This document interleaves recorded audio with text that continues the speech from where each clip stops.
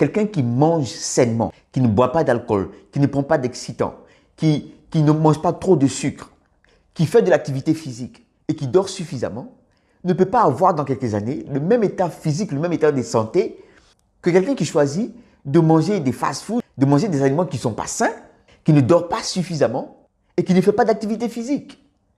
Ce n'est pas possible. Ça, tout le monde le sait.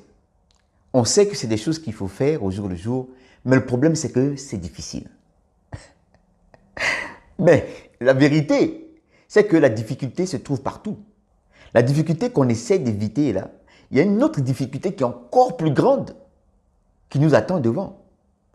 Ce que j'essaie de dire, c'est que autant c'est difficile d'éviter l'alcool, les excitants, les fast-foods, parce que tous ces produits-là sont vraiment délicieux, ou bien c'est des choses dont on ne peut pas se passer.